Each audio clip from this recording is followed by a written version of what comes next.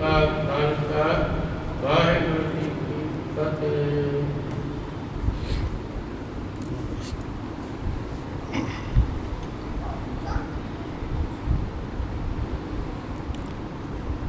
ਵਾਹਿਗੁਰੂ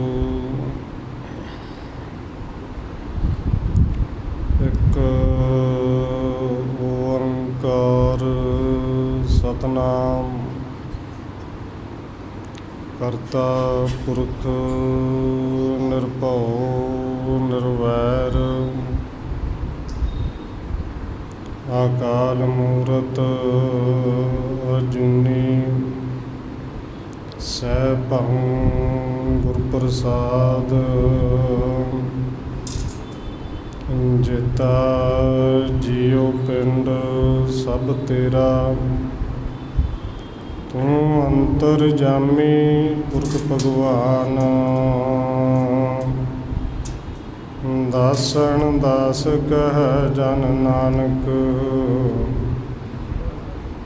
ਜਿਹਾ ਤੂੰ ਕਰਾਹੇ ਤਿਹਾ ਹਉ ਕਰੀ ਵਖਿਆਣ ਗੁਰ ਨਾਨਕ ਪਦ ਪੰਕਜ ਬੰਧਨ ਪਦ ਪੰਕਜ ਬੰਧਨ ਸਿਮਰਾ ਅੰਗਦ ਦੁਖ ਨਿਕੰਦਨ ਗੁਰ ਅਮਰਦਾਸ ਹਿਰਦੈ ਨਿਤ ਧਿਆਉ ਹਿਰਦੈ ਨਿਤ ਧਿਆਉ ਗੁਰ ਰਾਮਦਾਸ ਗੁਣ ਗਾਉ ਗੁਰ ਅਰਜਨ ਬਿਘਨ ਕੇ ਨਾਸਕ ਬਿਘਨ ਕੇ ਨਾਸਕ ਗੁਰ ਹਰਗੋਬਿੰਦ ਸ਼ੁਭ ਸੁਮਤ ਪ੍ਰਕਾਸ਼ਕ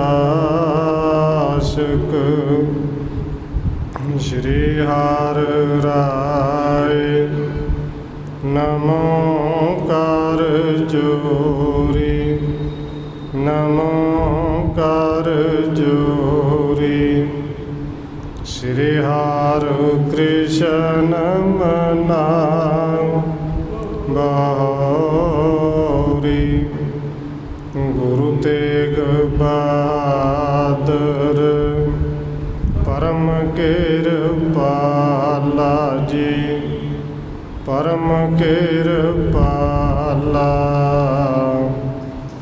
ਗੁਰ ਗੋਬਿੰਦ ਸਿੰਘ ਬਿਸਾਲਾ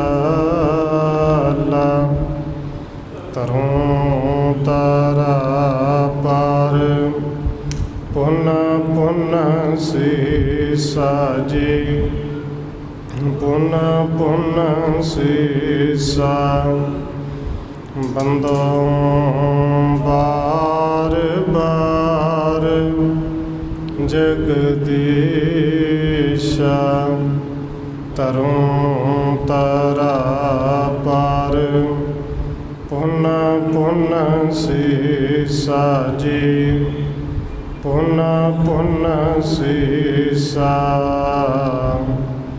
ਬੰਦੋਂ ਬਾਰ ਬਾਰ ਜਗਦੀਸ਼ਾ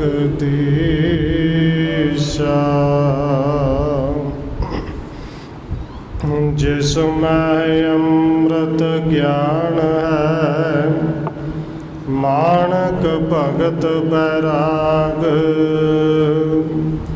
ਸ਼੍ਰੀ ਗੁਰੂ ਗ੍ਰੰਥ ਸਾਹਿਬ ਉਦਦ ਬੰਦੋ ਕਰ ਅਨੁਰਾਗ ਏਕ ਓੰਕਾਰਾ ਸਤਿਗੁਰੂ ਜੇ ਪ੍ਰਸਾਦ ਸਚ ਹੋਏ। ਵਾਹਿਗੁਰੂ ਜੀ ਕੀ ਫਤਿਹ ਹੈ। ਵਿਘਨ ਵਿਨਾਸਨ ਸੋਏ ਏਕ ਓੰਕਾਰਾ ਸਤਿਗੁਰੂ ਜੇ ਪ੍ਰਸਾਦ ਸਚ ਹੋਏ। ਵਾਹਿਗੁਰੂ ਜੀ ਕੀ ਫਤਿਹ ਹੈ, ਬਿਘਨ ਬਿਨਾਸਨ ਸੋਏ। ਵਾਹਿਗੁਰੂ ਜੀ ਤਹ ਇੱਕ ਪੰਡਿਤ ਰਹਿਤ ਸੁਜਾਨਾ,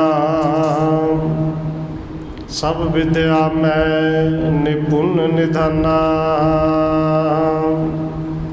ਸ੍ਰੀ ਨਾਨਕ ਮਹਿਮਾ ਤਿਨ ਸੁਣੀ, ਦਰਸ਼ਨ ਕਰੂੰ ਹਿਰਦੈ ਅਸ ਗੁਣੀ। ਪਰਮ ਸਨਮਾਨਯੋਗ ਸਤਿਗੁਰੂ ਚਵਰ ਛਤਰ ਤਖਤ ਦੇ ਮਾਲਕ ਹਾਜ਼ਰਾ ਹਜ਼ੂਰ ਜ਼ਾਹਰਾ ਜ਼ਹੂਰ ਸ਼ਬਦ ਗੁਰੂ ਜੁਗੋਂ ਜੁਗ ਅਟਲ ਸਤਿਗੁਰੂ ਧੰਨ ਸ਼੍ਰੀ ਗੁਰੂ ਗ੍ਰੰਥ ਸਾਹਿਬ ਮਹਾਰਾਜ ਸੱਚੇ ਪਾਤਸ਼ਾਹ ਜੀ ਦੀ ਪਾਵਨ ਪਵਿੱਤਰ ਹਜ਼ੂਰੀ ਅੰਦਰ ਜੁੜ ਬੈਠੇ ਸਤਸੰਗੀ ਜਨੋ, ਆਪ ਜੀ ਵੱਡੇ ਭਾਗਾਂ ਵਾਲੇ ਜੋ ਸਤਿਕਾਰਯੋਗ ਪੂਜਨੀਕ ਧੰਨ ਮਾਤਾ ਰਾਜ ਕੌਰ ਜੀ ਦੇ ਪਾਵਨ ਅਸਥਾਨ ਗੁਰਦੁਆਰਾ ਮੰਜੀ ਸਾਹਿਬ ਵਿਖੇ ਸ਼ਾਮਾਂ ਦੇ ਦੀਵਾਨਾਂ ਦੀਆਂ ਹਾਜ਼ਰੀਆਂ ਭਰ ਰਹੇ ਹੋ। ਆਓ ਰੋਜ਼ਾਨਾ ਦੀ ਤਰ੍ਹਾਂ ਧੰਨ ਗੁਰੂ ਨਾਨਕ ਦੇਵ ਸੱਚੇ ਪਾਤਸ਼ਾਹ ਜੀ ਦੀ ਚੱਲ ਰਹੀ ਲੜੀਵਾਰ ਇਤਿਹਾਸ ਕਥਾ ਦੇ ਨਾਲ ਅਗਲੇਰੀ ਸਾਂਝ ਪਾਉਣ ਤੋਂ ਪਹਿਲਾਂ ਅਸੀਸ ਬਖਸ਼ਿਸ਼ ਕਰੋ ਜੀ। ਰਸਨਾ ਨੂੰ ਕਰੋ ਪਵਿੱਤਰ, ਜਿਤਨੇ ਵੀ ਜੁੜ ਬੈਠੇ ਹੋ ਲਵਾਓ ਹਾਜ਼ਰੀ। ਸਾਰੇ ਆਖੋ ਜੀ ਵਾਹਿਗੁਰੂ ਜੀ ਕਾ ਖਾਲਸਾ, ਵਾਹਿਗੁਰੂ ਜੀ ਕੀ ਫਤਿਹ। ਤਹ ਇੱਕ ਪੰਡਿਤ ਰਹਿਤ ਸੁਜਾਨਾ, ਸਭ ਵਿਦਿਆ ਮੈਂ ਨਿਪੁੰਨ ਨਿਧਾਨਾ। ਕਵੀ ਰਾਜ ਕਵੀ ਸੰਤੋਖ ਸਿੰਘ ਜੀ ਅੱਗੇ ਲਿਖ ਰਹੇ ਨੇ ਕਿ ਜਿਵੇਂ ਸਤਿਗੁਰੂ ਧੰਨ ਗੁਰੂ ਨਾਨਕ ਦੇਵ ਸੱਚੇ ਪਾਤਸ਼ਾਹ ਜੀ ਕਸ਼ਮੀਰ ਦੀ ਧਰਤੀ 'ਤੇ ਪਹੁੰਚੇ ਨੇ। ਕੱਲ੍ਹ ਪਿਛਲੇ ਪ੍ਰਕਰਨਾਂ ਦੇ ਅੰਦਰ ਆਪ ਜੀ ਨੇ ਸਰਵਣ ਕੀਤਾ ਕਿ ਜਿਵੇਂ ਸਤਿਗੁਰੂ ਜੀ ਨੇ ਮਰੇ ਹੋਏ ਉਹ ਭੇਡੂ ਜਿੰਦਾ ਕੀਤੇ, ਜਿਵੇਂ ਆ ਜਿਹੜੀ ਪਿੰਡ ਦੇ ਲੋਕਾਂ ਨੂੰ ਸਤਿਗੁਰੂ ਜੀ ਨੇ ਸਿੱਖੀ ਦੀ ਦਾਤ ਬਖਸ਼ੀ, ਪਿੰਡ ਦੇ ਵਿੱਚ ਧਰਮਸ਼ਾਲਾ ਬਣ ਗਈ ਔਰ ਸਤਿਗੁਰੂ ਜੀ ਦੀ ਮਹਿਮਾ ਉਸ ਪਿੰਡ ਦੇ ਵਿੱਚ ਹੀ ਨੇ ਆਲੇ ਦੁਆਲੇ ਹੋਰ ਪਿੰਡਾਂ ਦੇ ਵਿੱਚ ਵੀ ਫੈਲੀ। ਅਤੇ ਅੱਗੇ ਕਵੀ ਸੰਤੋਖ ਸਿੰਘ ਜੀ ਲਿਖਦੇ ਨੇ ਇੱਕ ਬੜਾ ਵਿਦਵਾਨ ਪੰਡਿਤ ਜਿਹਨੇ ਕਈ ਤਰ੍ਹਾਂ ਦੀ ਵਿੱਦਿਆ ਪੜ੍ਹੀ ਹੈ ਔਰ ਵਿੱਦਿਆ ਦੇ ਵਿੱਚ ਨਿਪੁੰਨ ਹੈ, ਪਰ ਜਿੰਨੀ ਜ਼ਿਆਦਾ ਵਿੱਦਿਆ ਪੜ੍ਹੀ ਹੈ ਉਨਾ ਹੀ ਜ਼ਿਆਦਾ ਹੰਕਾਰ ਵੀ ਹੈ। ਇਹਨੇ ਜਦੋਂ ਸਤਿਗੁਰੂ ਧੰਨ ਗੁਰੂ ਨਾਨਕ ਸਾਹਿਬ ਦੀ ਮਹਿਮਾ ਸੁਣੀ, ਹੁਣ ਸ੍ਰੀ ਨਾਨਕ ਮਹਿਮਾ ਤਿਨ ਸੁਣੀ, ਦਰਸ਼ਨ ਕਰੂੰ ਹਿਰਦੈ ਅਸ ਗੁਣੀ। ਅਤੇ ਇਹਨੇ ਵਿਚਾਰ ਕੀਤੇ ਐਸੇ ਸਤਿਗੁਰੂ ਜੀ ਦੇ ਜਾ ਕੇ ਦਰਸ਼ਨ ਤਾਂ ਕਰਨੇ ਚਾਹੀਦੇ ਨੇ ਕਿ ਜਿੰਨੀ ਇਹਨਾਂ ਦੀ ਮਹਿਮਾ ਸੁਣੀ ਹੈ ਔਰ ਅਸਲ ਵਿੱਚ ਦਰਸ਼ਨ ਜਿਹੜੇ ਨੇ ਇਹ ਸ਼ਰਧਾ ਨਾਲ ਨਹੀਂ ਹੰਕਾਰ ਦੇ ਨਾਲ ਕਰਨਾ ਚਾਹੁੰਦਾ ਹੈ ਕਿ ਜਿਨ੍ਹਾਂ ਦੀ ਇੰਨੀ ਮਹਿਮਾ ਇਹਨਾਂ ਕੋਲ ਕੋਈ ਗਿਆਨ ਵੀ ਹੈ ਕਿ ਨਹੀਂ, ਕੋਈ ਗਿਆਨ ਦੀਆਂ ਧਰਮ ਦੀਆਂ ਕੋਈ 4 ਕਿਤਾਬਾਂ ਇਹਨਾਂ ਪੜ੍ਹੀਆਂ ਵੀ ਨੇ ਕਿ ਨਹੀਂ। ਪੁਸਤਕ ਲੱਦੇ ਉਸ਼ਟ ਜਨ ਦੋ, ਗਮਨਤ ਸੰਗ ਰਹਿਤ ਹੈ ਸੋ। ਇਸ ਵਿਦਵਾਨ ਪੰਡਿਤ ਨੇ 2 ਊਂਠ ਆਪਣੇ ਨਾਲ ਰੱਖੇ ਨੇ ਜਿਹੜੇ ਦੋਵੇਂ ਦੇ ਦੋਵੇਂ ਕਿਤਾਬਾਂ ਦੇ ਨਾਲ ਉਹਨਾਂ ਕਿਤਾਬਾਂ ਨਾਲ ਲੱਦੇ ਹੋਏ ਨੇ ਜਿਹੜੀਆਂ ਨੇ ਪੜ੍ਹੀਆਂ ਨੇ ਕਿ ਜਿੱਥੇ ਵੀ ਵਿਚਾਰ ਕਰਨੀ, ਗੋਸ਼ਟੀ ਕਰਨੀ, ਅਤੇ ਜੇ ਕਿਸੇ ਦੇ ਮਨ ਵਿੱਚ ਸ਼ੰਕਾ ਆਉਣਾ ਕਿ ਕਿੱਥੇ ਲਿਖਿਆ ਹੈ, ਇਹਨੇ ਉਸ ਊਂਠ ਦੇ ਵਿੱਚੋਂ ਕੱਢ ਕੇ ਉਹ ਕਿਤਾਬਾਂ ਫੋੜ ਕੇ ਵਿਖਾ ਦੇਣੀ ਕਿ ਦੇਖੋ ਇਸ ਗ੍ਰੰਥ 'ਚ ਲਿਖਿਆ ਹੈ। ਇਹ ਦੋਵੇਂ ਊਂਠ ਨੇ ਨਾਲ ਲਏ। ਸਾਲ ਗ੍ਰਾਮ ਗਲੇ ਮਹਿ ਪਾਵਾ, ਤਨ ਮੈਂ ਦੁਆਦਸ ਤਿਲਕ ਲਗਾਵਾ। ਇਸ ਪੰਡਿਤ ਨੇ ਆਪਣੇ ਗਲ ਦੇ ਵਿੱਚ ਸਾਲਗ੍ਰਾਮ ਵੀ ਪਾਇਆ ਹੋਇਆ ਹੈ ਅਤੇ 12 ਤਰ੍ਹਾਂ ਦੇ ਸਰੀਰ ਦੇ ਉੱਤੇ 12 ਟਿੱਕੇ ਲਾਉਂਦਾ ਹੈ। ਜਹ ਬੈਠੇ ਬੇਤੇ ਕੁਲਦੀਪਾ, ਸੋ ਪੰਡਤ ਚੱਲ ਆਏ ਸਮੀਪਾ।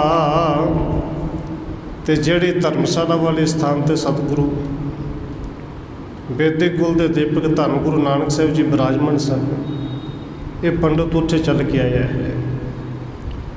ਬੈਠਿਓ ਰਾਮ ਰਾਮ ਕੋ ਕਰਕੈ, ਵਿਦਿਆ ਗਰਭ ਰਹਿਓ ਉਰ ਭਰ ਕੈ।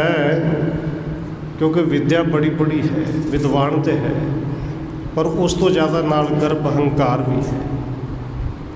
ਤੇ ਉਸ ਹੰਕਾਰੀ ਹੋਈ ਬੋਲੀ ਦੇ ਵਿੱਚ ਆ ਕੇ ਕਹਿੰਦਾ ਰਾਮ ਰਾਮ ਜੀ। ਔਰ ਜਿੱਥੇ ਹੰਕਾਰ ਹੋਏ ਤੇ ਗੱਲ ਸਪਸ਼ਟ ਹੈ, ਉੱਥੇ ਪਿਆਰ ਬਹੁਤਾ ਹੁੰਦਾ ਨਹੀਂ। ਆ ਕੇ ਬੋਲਦਾ ਰਾਮ ਰਾਮ ਜੀ। ਬੋਲਿਓ ਬਹੁਰੋ ਬਚਨ ਦੁਰਾਸਾ, ਸੰਤ ਹੋਏ ਕਿਉਂ ਖਾਵਤ ਮਾਸਾ। ਹੁਣ ਰਾਮ ਰਾਮ ਕਹਿੰਦੇ ਗੁਰੂ ਸਾਹਿਬ ਦੇ ਕੋਲ ਬੈਠ ਗਏ ਤੇ ਇਹਨੇ ਬੈਠਦਿਆਂ ਨਾਲ ਜਿਹੜੇ ਬਚਨ ਕੀਤੇ ਬੋਲੇ ਬੜੇ ਕੌੜੇ ਜਿਹੇ। ਬੋਲਦਿਆਂ ਨਾਲ ਹੀ ਕਹਿੰਦਾ ਕਿ ਤੁਸੀਂ ਤਾਂ ਮਾਸ ਵੀ ਖਾਂਦੇ ਹੋ। ਮਾਸ ਕਿਉਂ ਖਾਂਦੇ ਹੋ? ਕਿਉਂ ਤਾਨੇ ਉੱਪਰ ਚਰਮੰਗ ਲੀਨਾ, ਇਹ ਤੁਮ ਕਰਮ ਵਿਪਰਜੈ ਕੀਨਾ। ਫਿਰ ਤੁਸੀਂ ਆਪਣੇ ਸਰੀਰ ਦੇ ਉੱਤੇ ਆ ਜਿਹੜੀ ਪੁਸਤੀਨ ਪਾਈ ਹੈ, ਕੁੜਤੀ ਕਹਿ ਲਈਏ, ਤੇ ਅੱਜ ਦੇ ਸਮੇਂ 'ਚ ਜਾਗਟ ਗਏ। ਕੋਈ ਲੰਮਾ ਜਿਹਾ ਪਹਿਰਾਵਾ ਹੈ ਪੁਸਤੀਨ, ਇਹ ਚਮੜੇ ਦੀ ਪਾਈ ਹੋਈ ਹੈ, ਸਰੀਰ 'ਤੇ ਕਿਉਂ ਪਾਈ ਹੈ? ਗੁਰ ਉੱਪਰ ਤਬ ਥੇ ਪੁਸਤੀਨ, ਸੁਣ ਪੰਡਤ ਕੇ ਬਚਨ ਪ੍ਰਬੀਨ। ਕਿਉਂਕਿ ਠੰਡ ਦਾ ਸਮਾਂ ਹੋਏਗਾ ਤੇ ਕਵੀ ਰਾਜ ਕਹਿੰਦੇ ਨੇ ਗੁਰੂ ਸਾਹਿਬ ਦੇ ਉੱਤੇ ਉਦੋਂ ਉਹ ਪੁਸਤੀਨ ਸੀ ਜਿਹੜੀ ਚਮੜੇ ਦੀ ਬਣੀ ਹੋਈ ਹੈ। ਹੁਣ ਇਸ ਪੰਡਤ ਨੇ ਜਦੋਂ ਸਵਾਲ ਕੀਤੇ ਕਿ ਮੈਂ ਸੁਣਿਆ ਤੁਸੀਂ ਮਾਸ ਵੀ ਖਾ ਲੈਂਦੇ ਹੋ, ਇਹ ਚਮੜੇ ਦੇ ਉੱਤੇ ਤੁਸੀਂ ਪੁਸ਼ਾਕ ਵੀ ਪਾਈ ਹੈ, ਇਹ ਚਮੜੇ ਦੇ ਤੁਸੀਂ ਪੈਰਾਂ ਦੇ ਵਿੱਚ ਜੋੜੇ ਵੀ ਪਾਏ ਨੇ। ਸਤਿਗੁਰੂ ਜੀ ਨੇ ਸੁਣਿਆ, ਸਿੱਖਿਆ ਦੇਣ ਹੇਤ ਤਹਿ ਸੰਗਾ, ਉਚਰਿਓ ਸ਼ਬਦ ਸੋ ਪ੍ਰੇਮ ਉਮੰਗਾ। ਔਰ ਜਿਹੜੇ ਬੋਲੇ ਬੋਲਾਂ ਤੋਂ ਪਤਾ ਲੱਗ ਹੀ ਜਾਂਦਾ ਹੈ ਕਿਸ ਦੇ ਵਿੱਚ ਹੰਕਾਰ ਵਿੱਚ ਆ ਕੇ ਬੋਲ ਰਹੇ। ਧੰਨ ਗੁਰੂ ਨਾਨਕ ਦੇਵ ਸੱਚੇ ਪਾਤਸ਼ਾਹ ਜੀ ਦੇ ਫਿਰ ਅੰਤਰਜਾਮੀ ਨੇ ਉਪਦੇਸ਼ ਦੇਣ ਵਾਸਤੇ, ਇਸ ਪੰਡਤ ਨੂੰ ਸਮਝਾਉਣ ਵਾਸਤੇ। ਸਤਿਗੁਰੂ ਜੀ ਨੇ ਫਿਰ ਇੱਕ ਸ਼ਬਦ ਸ਼ਲੋਕ ਉਚਾਰਨ ਕੀਤਾ। ਭਾਈ ਮਰਦਾਨੇ ਨੂੰ ਕਹਿੰਦੇ ਮਰਦਾਨਿਆ ਤਾਰ ਛੇੜ, ਬਾਣੀ ਆਈ ਹੈ। ਸ੍ਰੀ ਮੁਖਵਾਕ ਸ਼ਲੋਕ ਮਹੱਲਾ ਪਹਿਲਾ, ਪੜ ਪੜ ਗੱਡੀ ਲੱਦੀਆਂ, ਪੜ ਪੜ ਭਰੀਐ ਸਾਥ। ਹੁਣ ਸਤਿਗੁਰੂ ਜੀ ਨੇ ਇਸ ਸ਼ਲੋਕ ਦਾ ਗਾਇਨ ਕੀਤਾ ਕਿਉਂਕਿ ਵਿਦਵਾਨ ਪੰਡਤ ਸੀ। ਭਾਵੇਂ ਸ਼ਲੋਕ ਗੁਰੂ ਸਾਹਿਬ ਜੀ ਰਾਗ ਦੇ ਵਿੱਚ ਗਾਇਨ ਕਰ ਰਹੇ ਨੇ ਔਰ ਇਹਨੂੰ ਅਰਥ ਕੁਝ ਸਮਝ ਵੀ ਲੱਗ ਰਹੇ ਨੇ। ਸਤਿਗੁਰੂ ਜੀ ਨੇ ਸ਼ਲੋਕ ਦੇ ਫਿਰ ਅਰਥ ਦੱਸੇ। ਕਹਿੰਦੇ ਪੰਡਤ ਜੀ ਪੜ ਪੜ ਕੇ ਭਾਵੇਂ ਜਿੰਨੀਆਂ ਮਰਜ਼ੀ ਗੱਡੀਆਂ ਲੱਦ ਲਈਏ, ਕਿਉਂਕਿ ਉਸ ਵੇਲੇ ਊਂਠ ਵੀ ਗੱਡੀ ਹੋਈ ਸੀ ਨਾ, ਕਿ ਦੋ ਗੱਡੀਆਂ ਤੇ ਲੱਦੇ ਫਿਰਨ ਨਾਲ ਊਂਠ ਭਰੀ ਫਿਰਦਾ। ਪੜ ਪੜ ਗੱਡੀ ਲੱਦੀ ਹੈ, ਪੜ ਪੜ ਭਰੀਐ ਸਾਥ। ਤੇ ਜਿੰਨਾ ਮਰਜ਼ੀ ਨਾਲ ਕਾਫਲਾ ਹੋਵੇ ਉਹ ਵੀ ਬੜੇ ਪੜ੍ਹੇ ਲਿਖੇ ਹੋਣ। ਔਰ ਇਵੇਂ ਦੇ ਕਾਫਲੇ ਹੁੰਦੇ ਨੇ ਔਰੰਗਜ਼ੇਬ ਨੇ ਰੱਖੇ ਸਨ ਕਿ ਇੱਕ ਮੌਲਵੀ ਮੁਖੀ, ਬਾਕੀ 2200 ਕੋਈ 1400 ਕਹਿੰਦੇ ਨੇ ਵਿਦਵਾਨ ਹੀ ਰੱਖੇ ਸਨ ਜਿਹੜੇ ਅਰਬੀ ਫਾਰਸੀ ਦੇ ਗਿਆਤਾ ਸਨ। ਸਤਿਗੁਰੂ ਕਹਿੰਦੇ ਨੇ ਇਵੇਂ ਦੇ ਕਾਫਲੇ ਜਿੰਨੇ ਮਰਜ਼ੀ ਨਾਲ ਪੜ੍ਹੇ ਲਿਖਿਆਂ ਦੇ ਰੱਖ ਲਏ। ਪੜ ਪੜ ਬੇੜੀ ਪਾਈਐ, ਪੜ ਪੜ ਗੱਡੀਐ ਖਾਤ। ਕਿਤਾਬਾਂ ਪੜ ਪੜ ਕੇ ਇੰਨੀਆਂ ਪੜ੍ਹ ਕਿ ਕਈ ਬੇੜੀਆਂ ਭਰੀਆਂ ਜਾਣ, ਇੱਥੋਂ ਤੱਕ ਕਿ ਖਾਤ ਖੱਡੇ ਭਰੇ ਜਾਣ। ਕਿਤਾਬਾਂ ਪੜ ਪੜ ਕੇ ਉਹ ਖੱਡੇ ਖੂਹ ਭਰੇ ਜਾਣ। ਪੜ੍ਹੀਐ ਜੇਤੇ ਬਰਸ ਬਰਸ, ਪੜ੍ਹੀਐ ਜੇਤੇ ਮਾਸ। ਤੇ ਫਿਰ ਇਹ ਕੋਈ 2-4 ਸਾਲ ਨਹੀਂ। ਗੁਰੂ ਸਾਹਿਬ ਜੀ ਕਹਿੰਦੇ ਨੇ ਭਾਵੇਂ ਕੋਈ ਇੰਨੀ ਪੜ੍ਹਾਈ ਕਰੇ ਕਿ ਪੰਡਤ ਜੀ ਜਿੰਨੀ ਤੁਸੀਂ ਕੀਤੀ ਹੈ, ਗੁਰੂ ਸਾਹਿਬ ਜੀ ਕਹਿੰਦੇ ਨੇ ਜਿੰਨੇ ਅੱਜ ਤੱਕ ਦੇ ਜੀਵਨ ਦੇ ਬਰਸ ਨੇ, ਸਾਲ ਨੇ, ਸੌਖੇ ਸ਼ਬਦਾਂ ਵਿੱਚ ਸਮਝ ਲਈਏ ਕਿ ਜਿੰਨੇ ਸਾਲਾਂ ਦਾ ਤੂੰ ਹੋ ਗਿਆ ਪੂਰੇ ਸਾਲ ਤੂੰ ਪੜ੍ਹਾਈ 'ਤੇ ਲਾਏ, ਤੇ ਇਕੱਲੇ ਸਾਲ ਹੀ ਨਹੀਂ, ਸਾਲ ਦੇ ਵਿੱਚ ਜਿੰਨੇ ਮਹੀਨੇ ਨੇ ਇੱਕ ਇੱਕ ਮਹੀਨਾ ਵੀ ਸਾਰੇ ਮਹੀਨੇ ਪੜ੍ਹਾਈ ਦੇ ਵਿੱਚ ਲਾਏ ਹੋ। ਹਰ ਸਾਲ ਹਰ ਮਹੀਨੇ ਹਰ ਦਿਨ ਪੜ੍ਹਦੇ ਰਹੋ। ਪੜ੍ਹੀਐ ਜੇਤੀ ਆਰਜਾ ਪੜ੍ਹੀਐ ਜੇਤੇ ਸਾਸ, ਤੇ ਇਸ ਤੋਂ ਅੱਗੇ ਵੀ ਜਿੰਨੀ ਆਰਜਾ ਜਿੰਨੀ ਉਮਰ ਹੋਰ ਹੈ ਉਹ ਵੀ ਪੜ੍ਹੀ ਜਾ। ਉਮਰ ਦੇ ਸਾਰੇ ਸਾਲ ਪੜ੍ਹ, ਸਾਰੇ ਮਹੀਨੇ ਪੜ੍ਹ, ਇੱਥੋਂ ਤੱਕ ਜਿੰਨੇ ਸਵਾਸ ਨੇ ਇਕੱਲਾ ਇਕੱਲਾ ਸਵਾਸ ਪੜ੍ਹਾਈ ਦੇ ਵਿੱਚ ਲਾਉਂਦੇ। ਪਰ ਸਤਿਗੁਰੂ ਜੀ ਕਹਿੰਦੇ ਨੇ ਪੜ੍ਹਾਈ ਫਿਰ ਕੰਮ ਦੀ ਕਿਹੜੀ,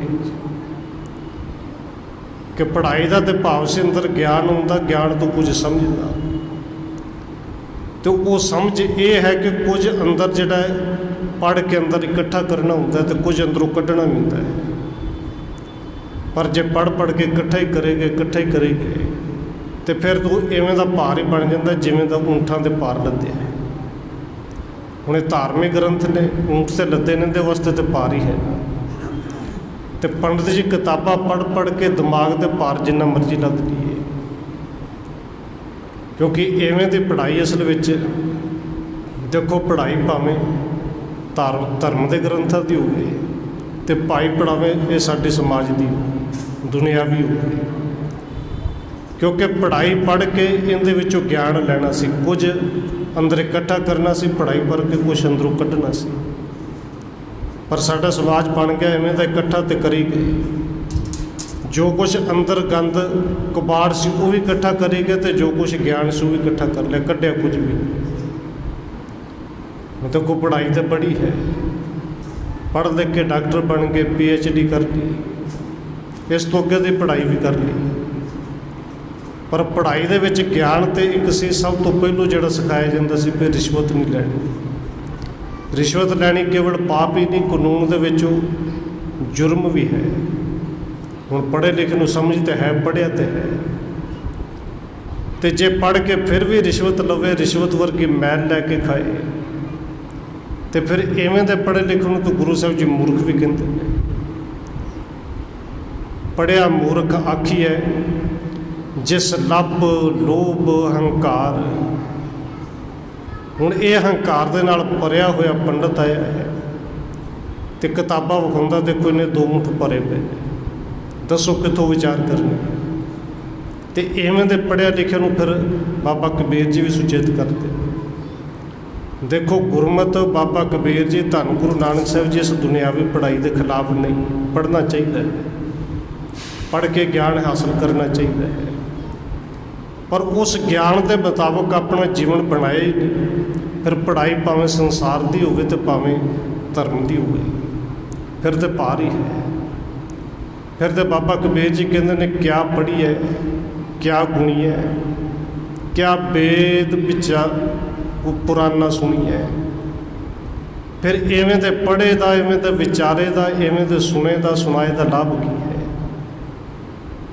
ਹੁਣ ਬੰਦੇ ਨੇ ਪੜ੍ਹ ਵੀ ਲਿਆ, ਔਰ ਕਈਆਂ ਥਾਵਾਂ 'ਤੇ ਲਿਖਿਆ ਹੁੰਦਾ ਹੈ, ਪਿੰਡਾਂ ਵਿੱਚ ਅੱਜ ਵੀ ਮਿਲ ਜਾਂਦਾ ਹੈ, ਬੱਸਾਂ ਦੇ ਵਿੱਚ ਲਿਖਿਆ ਹੋਵੇ ਕਿ ਬਾਹਰ ਸ਼ੀਸ਼ੇ ਤੋਂ ਬਾਹਰ ਹੱਥ ਨਹੀਂ ਕੱਢਣਾ, ਸਿਰ ਨਹੀਂ ਕੱਢਣਾ।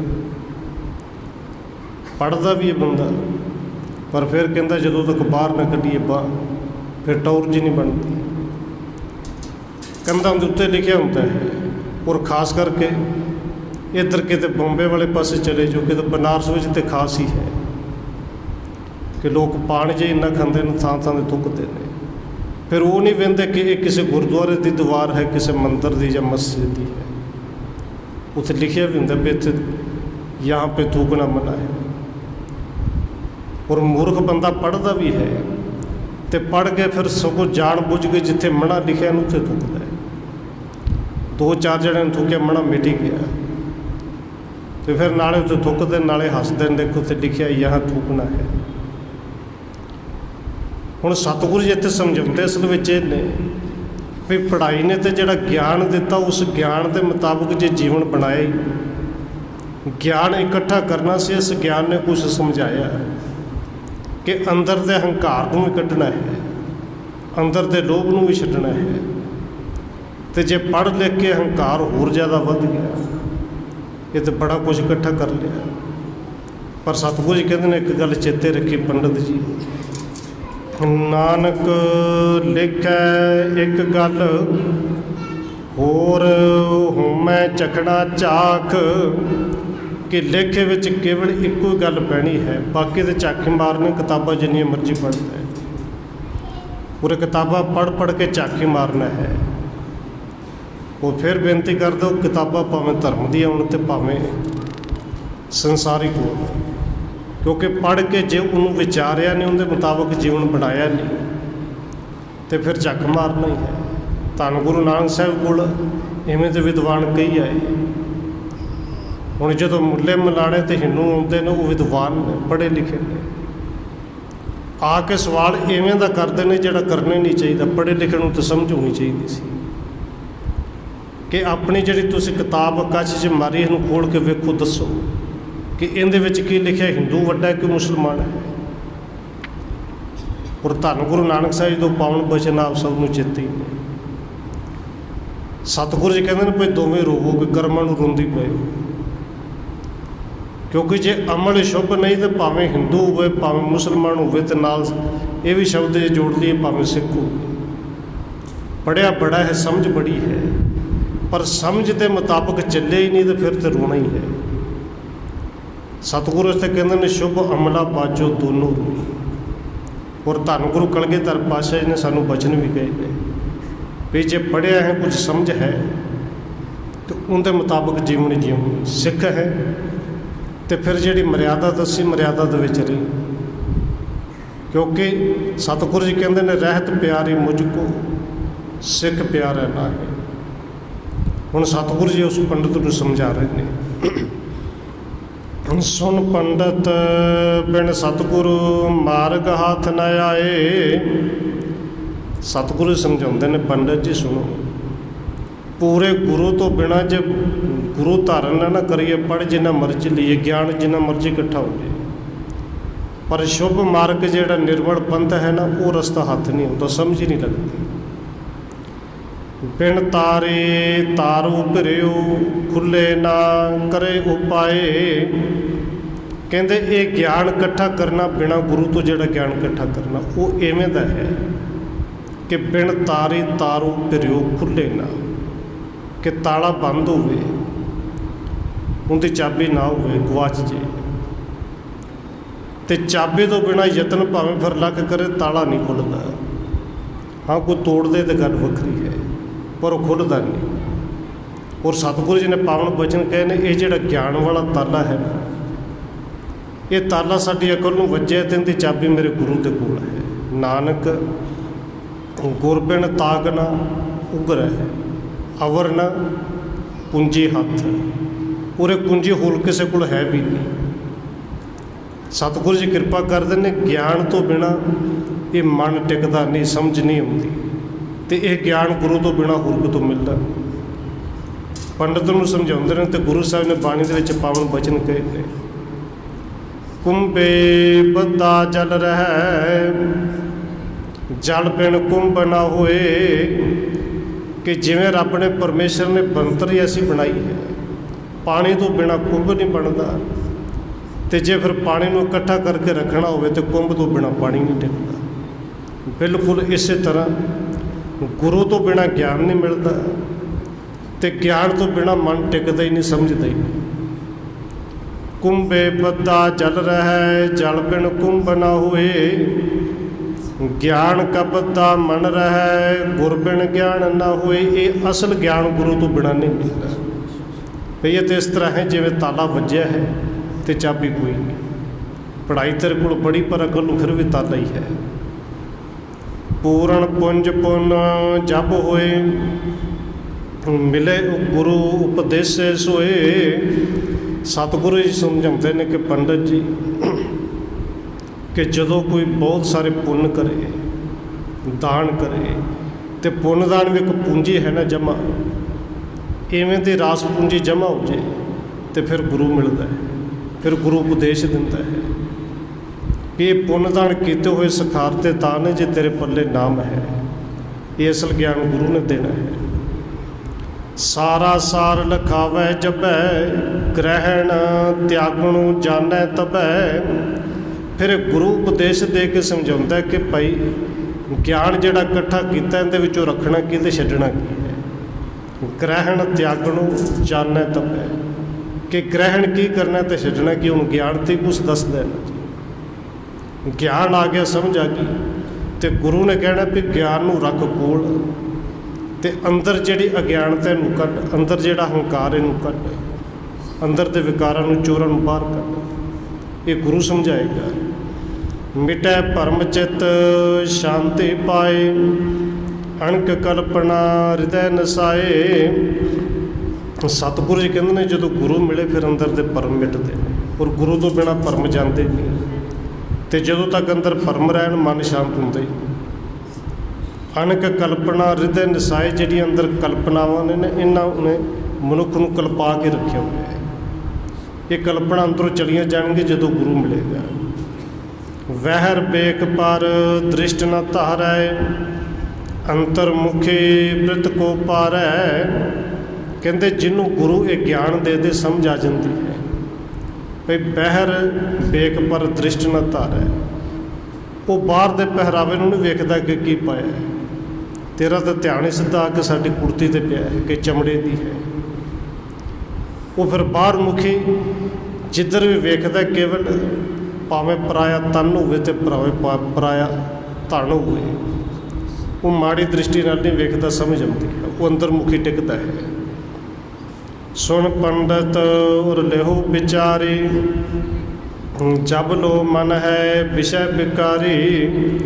ਹੁਣ ਪੰਡਤ ਹੈ, ਪੜ੍ਹਿਆ ਲਿਖਿਆ ਹੈ ਤੇ ਵਿਦਵਾਨ,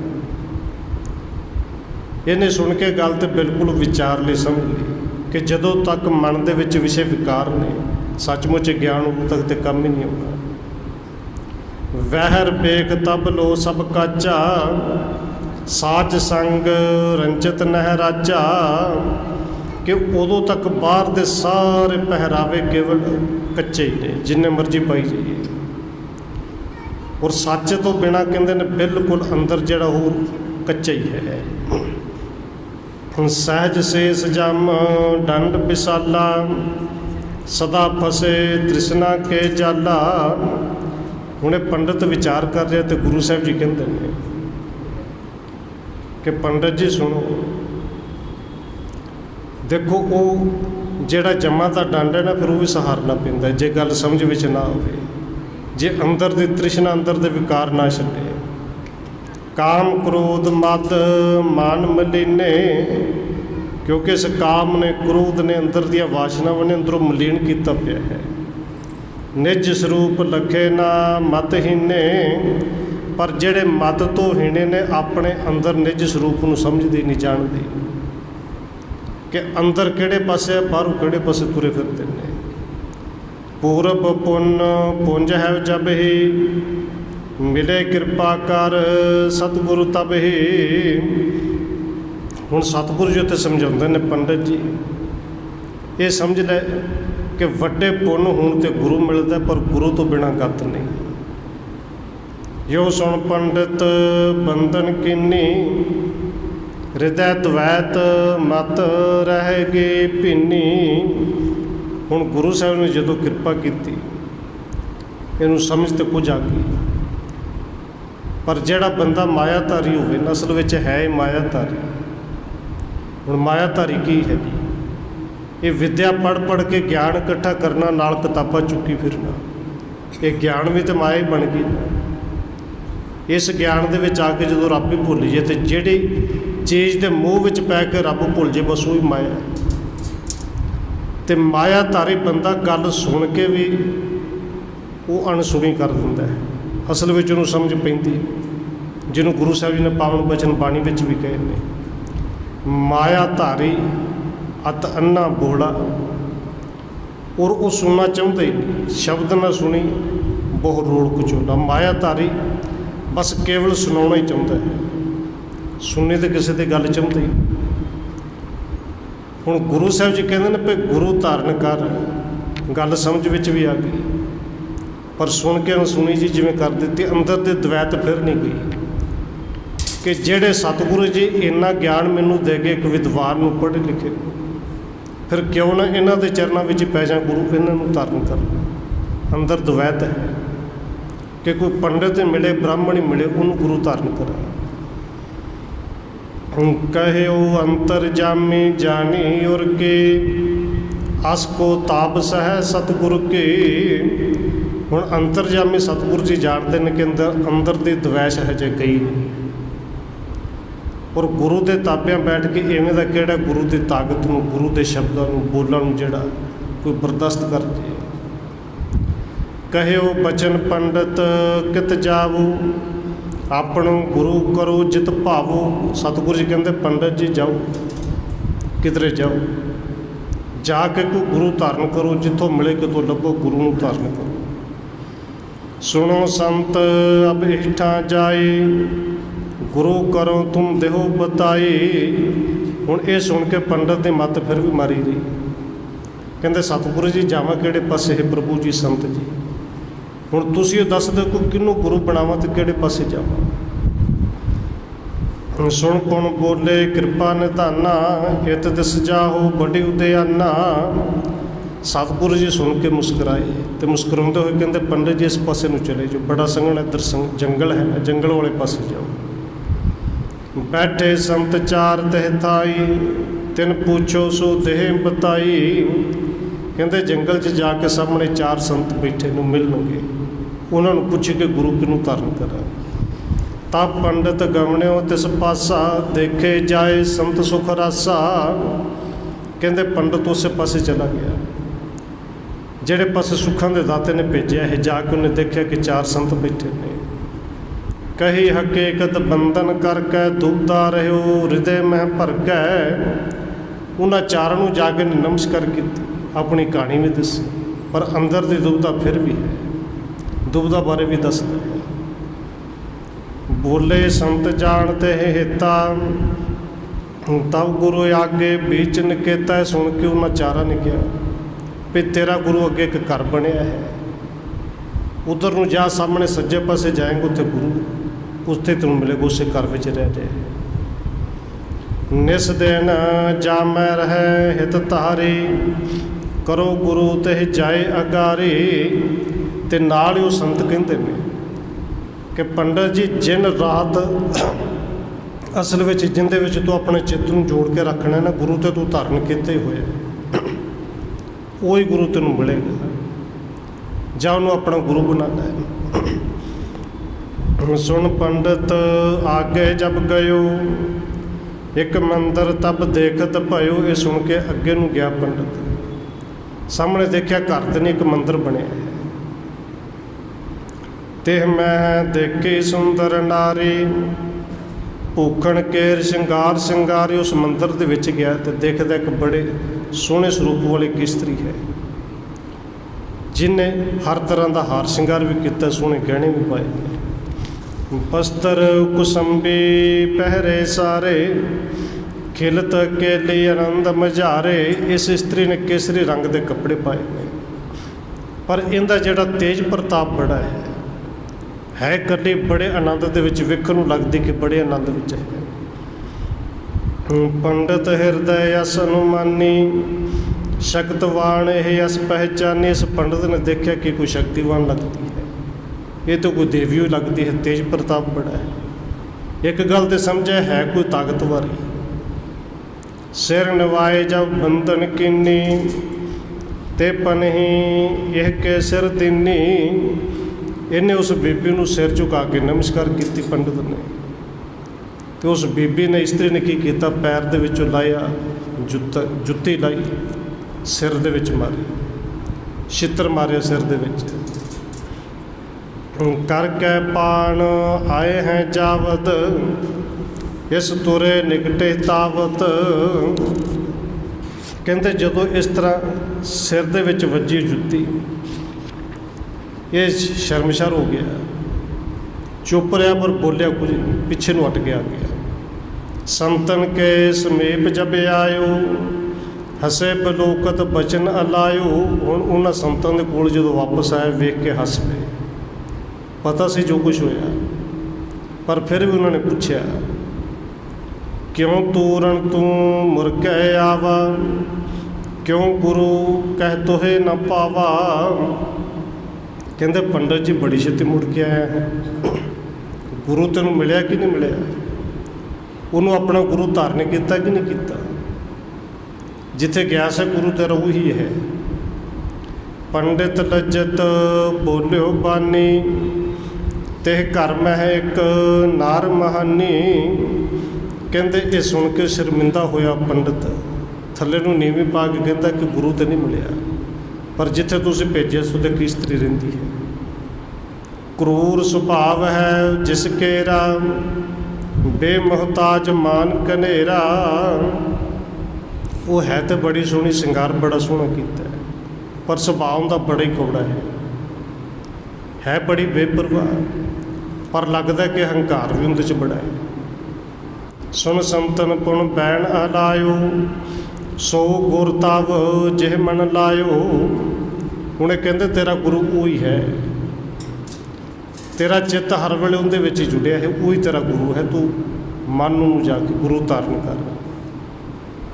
ਨਿਸਾ ਦਿਓਸ ਜਿਹ ਕੇ ਲਿਵ ਉਰ ਮੈਂ, ਲਖੀਐ ਸੋ ਲਖਮੀ ਤਹਿ ਘਰ ਮੈਂ।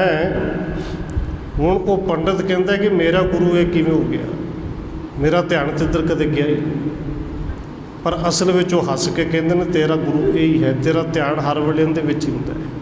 ਇਹ ਹੈ ਕੌਣ? ਕਹਿੰਦੇ ਲਖਮੀ ਸੋ ਲਖੀਐ ਸੋ ਲਖਮੀ ਤੇ ਘਰ ਮੈਂ। ਇਹ ਉਹ ਲక్ష్ਮੀ ਹੈ ਜਿਹੜੀ ਤੇਰੇ ਘਰ ਵਿੱਚ ਇਕੱਠੀ ਕੀਤੀ ਹੋਈ। ਇਹ ਮਾਇਆ ਹੈ ਜਿਹੜੀਆਂ ਕਿਤਾਬਾਂ ਪੜ੍ਹ ਕੇ ਲੋਕਾਂ ਤੋਂ ਇਕੱਠੀ ਕਰਕੇ ਘਰ ਵਿੱਚ ਜੋੜੀ ਨੇ, ਉਹੀ ਮਾਇਆ ਹੈ। ਤੇ ਗੁਰੂ ਤੋਂ ਤੂੰ ਮਾਇਆ ਨੂੰ ਬਣਾਏ ਹੋਇਆ ਧਾਰਨੇ ਨੂੰ ਕੀਤਾ ਹੈ, ਮਾਇਆ ਧਾਰੀ ਤੇ ਤੂੰ ਹੈ ਹੀ। ਜਿਹ ਕੋ ਪਾਏ ਨਹੀਂ ਤ੍ਰਿਪਤਾਨਾ, ਤ੍ਰਿਸ਼ਨਾ ਅਦਿਕ ਬਧਾਨਾ। ਤੇ ਇਹ ਗੁਰੂ ਤੂੰ ਉਹਨੂੰ ਬਣਾਇਆ, ਮਾਇਆ ਉਹ ਹੈ ਜਿਹਦੇ ਨਾਲ ਤ੍ਰਿਸ਼ਨਾ ਕਦੇ ਨਹੀਂ ਬੁੱਝਦੀ, ਕਦੇ ਘੱਟ ਨਹੀਂ ਹੁੰਦੀ, ਸਗੋਂ ਵੱਧਦੀ ਹੈ। ਔਰ ਗੁਰੂ ਸਾਹਿਬ ਨੇ ਤਾਂ ਪਾਵਨ ਬਚਨ ਵੀ ਕਹੇ ਨੇ, ਤੁਹਾਨੂੰ ਗੁਰੂ ਅਮਰਦਾਸ ਜੀ ਕਹਿੰਦੇ ਨੇ, ਮਾਇਆ ਹੋਈ ਨਾਗਣੀ ਜਗਤ ਰਹੀ ਲਪਟਾਈ, ਇਸकी ਸੇਵਾ ਜੋ ਕਰੇ ਤਿਸ ਹੀ ਕੋ ਫਿਰ ਖਾਏ। ਜੁੱਤੀਆਂ ਖਾ ਕੇ ਆਏ ਹੈ ਤੇ ਉਹੀ ਮਾਇਆ। ਇਹ ਸਮਝਾਉਣ ਦਾ ਢੰਗ ਸੀ। ਜਾਏ ਸਿਪਾਪਣ ਕੋ ਕਰਵਾਵੋ, ਸ਼ਰਦਾ ਧਰ ਅਡੋਲ ਮਨ ਲਾਵੋ। ਹੁਣ ਅਸਲ ਵਿੱਚ ਕਹਿੰਦੇ ਨੇ ਕਿ ਇਸ ਮਾਇਆ ਨੂੰ ਛੱਡ, ਜੇ ਤੂੰ ਗੁਰੂ ਧਾਰਨ ਕਰਨਾ ਹੈ ਨਾ। ਸ਼੍ਰੀ ਨਾਨਕ ਗਤ ਦਾ ਕੋ ਤਿਆਗੀ, ਪਰਮਤ ਫਿਰਤ ਅਪਰ ਅਨੁਰਾਗੀ। ਕਹਿੰਦੇ ਮੁਕਤੀ ਦਾਤੇ ਸਤਿਗੁਰੂ ਧੰਨ ਗੁਰੂ ਨਾਨਕ ਸਾਹਿਬ ਨੂੰ ਛੱਡ ਕੇ ਇਹ ਪੰਡਤਾ ਤੂੰ ਹੋਰਨਾਂ ਦੇ ਪਿੱਛੇ ਭਟਕਦਾ ਪਿਆ ਕਿ ਗੁਰੂ ਕਿੱਥੋਂ ਲੱਭਣਾ ਹੈ। ਇੰਨਾ ਗਿਆਨ ਲੈ ਕੇ ਵੀ ਸਮਝ ਲਿਆ ਕਿ ਉਹ ਮੁਕਤੀ ਦੇ ਦਾਤੇ ਅਸਲ ਵਿੱਚ ਗੁਰੂ ਉਹੀ ਨੇ। ਤੇ ਜੇ ਸੱਚਮੁੱਚ ਗੁਰੂ ਧਾਰਨ ਕਰਨਾ ਤਾਂ ਉਹਨਾਂ ਦੇ ਕੋਲ ਚਲਾ ਜਾ, ਭੁੱਲ ਜਾ ਕੇ ਬਖਸ਼ਾ। ਇਹ ਪੰਡਤ ਜਿਵੇਂ ਗੁਰੂ ਸਾਹਿਬ ਦੇ ਚਰਨਾਂ 'ਚ ਆਉਂਦਾ, ਥੋੜ੍ਹਾ ਜਿਹਾ ਪ੍ਰਸੰਗ ਹੈ, ਆਪਾਂ ਕੱਲ੍ਹ ਵਿਚਾਰ ਲਵਾਂਗੇ, ਹੋਈਆਂ ਭੁੱਲਾਂ ਦੀ ਕੀਮਾ। ਆਓ 1-2 ਮਿੰਟ ਹੋਰ ਰਸਨਾ ਦੇ ਨਾਲ ਹਾਜ਼ਰੀ ਲਵਾਈਏ, ਫਿਰ ਸਮਾਪਤੀ ਹੈ। ਵਾਹਿਗੁਰੂ